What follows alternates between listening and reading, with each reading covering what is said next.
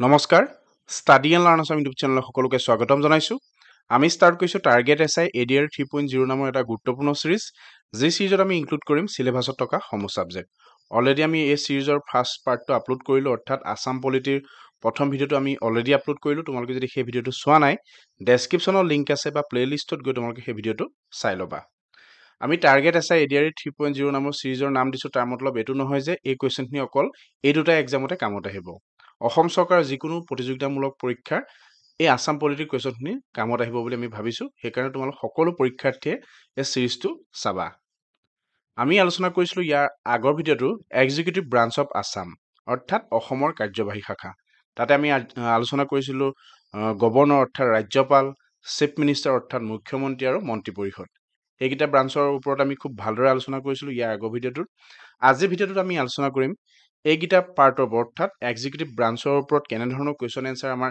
এক্সামসমূহত আহিব পাৰে তাৰ ওপৰত ভিত্তি কৰি আমি কেইটামান MCQ এই ভিডিঅ'টো ইনক্লুড কৰিছোঁ তোমালোকে প্ৰথমবাৰ শেষলৈকে খুব গুৰুত্ব দি ভিডিঅ'টো চাই ল'বা আৰু যিসকলে আমাৰ ইয়াৰ আগৰ ভিডিঅ'টো চোৱা নাই তোমালোকে সেই আগৰ ভিডিঅ'টো চাবলৈ নাপাহৰিবা তেন্তে পলম নকৰোঁ আজি আমাৰ ভিডিঅ'টো আৰম্ভ কৰোঁ ফাৰ্ষ্ট কুৱেশ্যনত দিয়া হৈছে কি who is the executive head of the state of Assam অসমৰ কাৰ্যবাহী মুৰব্বী কোন অলৰেডি যিসকলে আগৰ ভিডিঅ'টো চাইছা তেখেতলোকে ক'বই পাৰিবে আমি আলোচনা কৰিছিলোঁ অসমৰ কাৰ্যবাহী মুৰব্বী হৈছে অপশ্যন চি গভৰ্ণৰ অৰ্থাৎ ৰাজ্যপাল তাৰপিছত চাওঁ আমি নেক্সট কুৱেশ্যনত কি দিয়া হৈছে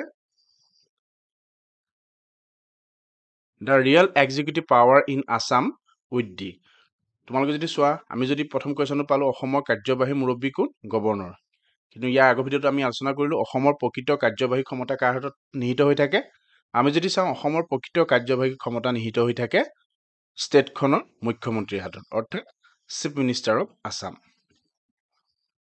নেক্সট চাম আমি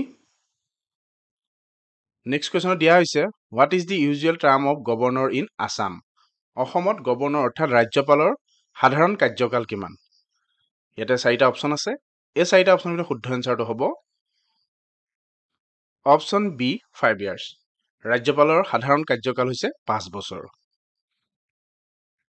তাৰপিছত চাওঁ আমি who appointed the chief minister of Assam অসমৰ মুখ্যমন্ত্ৰী কোনে নিযুক্তি দিয়ে অলৰেডি ডিছকাছ কৰিছিলোঁ অসমৰ মুখ্যমন্ত্ৰীক নিযুক্তি দিয়ে অপশ্যন চি গভৰ্ণৰে তাৰপিছত চাওঁ আমি the governor of Assam is appointed by the অসমৰ ৰাজ্যপালক কোনে নিযুক্তি দিয়ে অসমৰ ৰাজ্যপালক নিযুক্তি দিয়ে option C president of India next question চাম আমি which article of Indian constitution deal with the state executive ভাৰতীয় সংবিধানৰ কোনটো অনুচ্ছেদত ৰাজ্যিক কাৰ্যনিৰ্বাহকৰ বিষয়ে আলোচনা কৰা হৈছে আমি যিখিনি বস্তু বৰ্তমান আলোচনা কৰি আছোঁ অৰ্থাৎ ৰাজ্যিক কাৰ্যনিৰ্বাহ অৰ্থাৎ ষ্টেট এক্সিকিউটিভৰ বিষয়ে ধৰি লওক গভৰ্ণৰে হওক চিফ মিনিষ্টাৰৰ হওক বা কাউন্সিল অফ মিনিষ্টাৰ এইখিনি বিষয়ে যিটো আমি আলোচনা কৰি আছোঁ এই বস্তুখিনি ভাৰতীয় সংবিধানৰ কোনটো অনুচ্ছেদত উল্লেখ আছে বুলি আমাক কুৱেশ্যনত সুধিছে আৰু যদি এই কুৱেশ্যনটোৰ এনচাৰটো চাওঁ এনচাৰটো হ'ব option A article 153 to 167 153 to 167 নং আৰ্টিকলত সন্নিৱিষ্ট হৈ আছে ভাৰত আমাৰ অসমৰ যিবিলাক ষ্টেট এক্সিকিউটিভ অৰ্থাৎ governor chief minister council of minister এইবিলাকৰ বিষয়ে উল্লেখ আছে ইমান নম্বৰ আৰ্টিকলত তাৰপিছত চাওঁ আমি নেক্সট কুৱেশ্যনত কি দিয়া হৈছে হু head the council of minister in Assam অসমৰ মন্ত্ৰী পৰিষদৰ মুৰব্বী কোন অলৰেডি আমি ডিছকাছ কৰিছোঁ অসমৰ মন্ত্ৰী পৰিষদৰ মুৰব্বী হৈছে অপশ্যন এ চিফ মিনিষ্টাৰ তাৰপিছত চাওঁ আমি the governor can be remove by ৰাজ্যপালক কোনে অপসাৰণ কৰিব পাৰে চাৰিটা অপশ্যন আছে ইয়াতে এই চাৰিটা অপশ্যনৰ ভিতৰত শুদ্ধ এনচাৰটো হ'ব অপশ্যন চি প্ৰেচিডেণ্ট ৰাষ্ট্ৰপতিয়ে ৰাজ্যপালক অপসাৰণ কৰিব পাৰে নেক্সট চাম আমি who is the constitution head of Assam অসমৰ সাংবিধানিক মুৰব্বী কোন খুব এটা কমন কুৱেশ্যন হয় তোমালোকে হয়তো কুৱেশ্যনটো দেখি গম পাইছা এইটো কুৱেশ্যন আমাৰ এক্সামত আহি থকা যায় দেখা যায় মানে এইটো পেটাৰ্ণত কুৱেশ্যনটো অহা দেখা যায় who is the constitution head of Assam আমি যদি চাওঁ সাংবিধানিক মুৰব্বী কোন অসমৰ অপশ্যন চি গভৰ্ণৰ অৰ্থাৎ ৰাজ্যপাল হৈছে সাংবিধানিক মুৰব্বী ৰাজ্য এখনৰ নেক্সট চাম আমি which of the following is not appointed by the governor তলত উল্লেখ কৰা কোনটো পদ ৰাজ্যপালে নিযুক্তি দিয়া নাই, অৰ্থাৎ ৰাজ্যপালে নিযুক্তি নিদিয়ে। আমি খুব ডিটেইলছত ইয়াৰ আগৰ ভিডিঅ'টো আলোচনা কৰিছিলোঁ কি পদ ৰাজ্যপালে নিযুক্তি দিয়ে।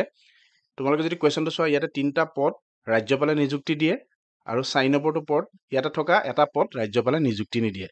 সেইটো পদ কি? ইয়াৰ আগৰ ভিডিঅ'টোত যিহেতু আমি ডিছকাছ কৰিছিলোঁ, যিসকল কেণ্ডিডেটে আগৰ ভিডিঅ'টো চাইছা তোমালোকে কমেণ্ট বক্সত কমেণ্ট কৰি জনাবা তলত উল্লেখ কৰা পদকেইটাৰ ভিতৰত কোনটো পদ ৰাজ্যপালে নিযুক্তি নিদিয়ে। এটা অপশ্যন ডিত আছে এডভোকেট জেনেৰেল, বিত আছে চিফ মিনিষ্টাৰ, চিত আছে হাইকোৰ্ট জাজ আৰু ডিত আছে কাউন্সিল অফ মিনিষ্টাৰ। তোমালোক সকলোৰে পৰা এই কুৱেশ্যনটোৰ এনচাৰ আমি কমেণ্ট বক্সত বিচাৰিলোঁ। এনেধৰণৰ কেইবাটা কুৱেশ্যন আমি তোমালোকৰ বাবে দি যাম আগতে ডিছকাছ কৰা। তোমালোকে কমেণ্ট বক্সত কমেণ্ট কৰি জনাবা। নেক্সট চাম আমি which of this is the administrative head of the Assam state bureaucracy. তলত উল্লেখ কৰা কোনজন অসম ৰাজ্যিক আমোলাতন্ত্ৰৰ প্ৰশাসনিক মুৰব্বী। 4টা অপশ্যন আছে। এই 4টা অপশ্যনৰ ভিতৰত শুদ্ধ এনচাৰটো হ'ব, অৰ্থাৎ ষ্টেট এডমিনিষ্ট্ৰেটিভ হেড কোন আমাক সুধিছে আৰু এই কুৱেশ্যনৰ এনচাৰটো হ'ব অপশ্যন বি চিফ ছেক্ৰেটাৰী। তাৰপিছত চাম আমি next question, what is the minimum age to become the chief minister of Assam. অসমৰ মুখ্যমন্ত্ৰী হ'বৰ বাবে ন্যূনতম বয়স কিমান হ'ব লাগিব? আমি সকলোৱে জানো অসমৰ মুখ্যমন্ত্ৰী হ'বৰ বাবে ন্যূনতম বয়স হ'ব লাগিব অপশ্যন বি 25 years।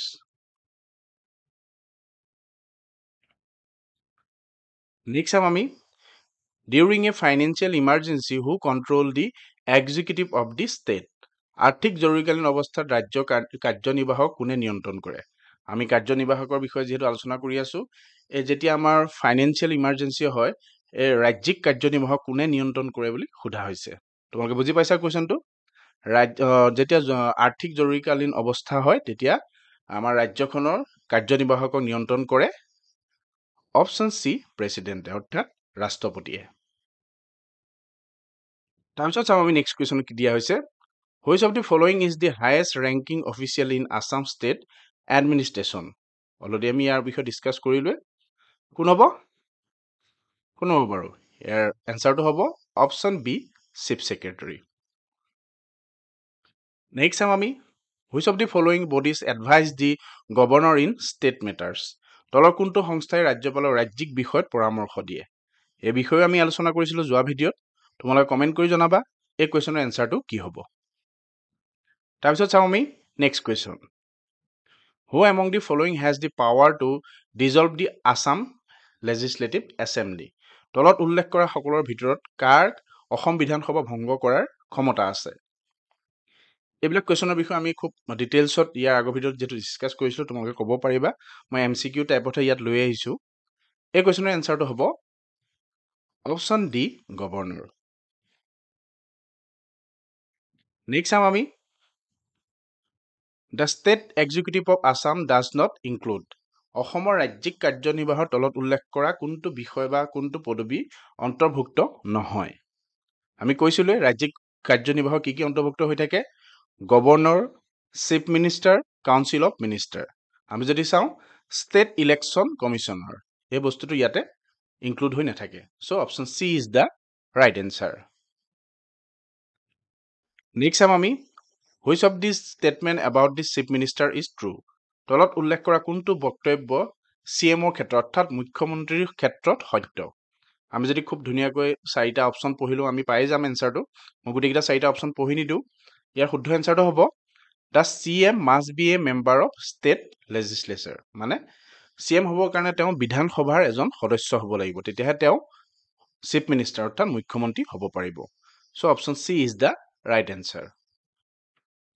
নেক্সট চাম আমি what is the rank of governor in the order of precedence in India. ভাৰতৰ অগ্ৰাধিকাৰ ক্ৰমৰ ৰাজ্যপালৰ পদবী কিমান? বুজি পাইছেনে? ইয়াতে অগ্ৰাধিকাৰ মানে কি কোৱা হৈছে, যেনে অগ্ৰাধিকাৰৰ ক্ষেত্ৰত আমাৰ ভাৰতবৰ্ষৰ প্ৰথম নাগৰিক বুলি কাক কোৱা হয়? প্ৰেচিডেণ্টক। সেই ক্ৰমত ৰাজ্যপালৰ পদবীটো কিমান নম্বৰত পৰে ইয়াতে সোধা হৈছে। আৰু এই কুৱেশ্যনৰ এনচাৰটো হ'ব অপশ্যন চি 4th। আমি 1ৰ পৰা 4টালৈকে অগ্ৰাধিকাৰৰ ক্ষেত্ৰত কোন কোন আহে আমি চাই ল'ম। বিশেষকৈ 4টামান চালেই হ'ল, ইয়াতে 10টা দিয়া হৈছে। ফাৰ্ষ্ট চাম আমি ভাৰতবৰ্ষৰ প্ৰথম নাগৰিক বুলি কাক কোৱা হয়? President of India. Second vice president of India. থাৰ্ডত প্ৰাইম মিনিষ্টাৰ আৰু 4th গভৰ্ণৰ অফ ষ্টেট অৰ্থাৎ এখন ৰাজ্যৰ ৰাজ্যপালক মনত ৰাখিবা এই চাৰিটাৰ ভিতৰত কুৱেশ্যন কেতিয়াবা অহা দেখা যায় আজিলৈ ইমানেই আছিল ধন্যবাদ ইমানলৈকে তোমালোকে আমাৰ ভিডিঅ'টো চাই থকাৰ বাবে সকলোকে অশেষ ধন্যবাদ থাকিল আগন্তুক দিনত আমাৰ গুৰুত্বপূৰ্ণ ভিডিঅ'বোৰ পাবৰ বাবে আমাৰ চেনেলটো ছাবস্ক্ৰাইব কৰি ৰাখা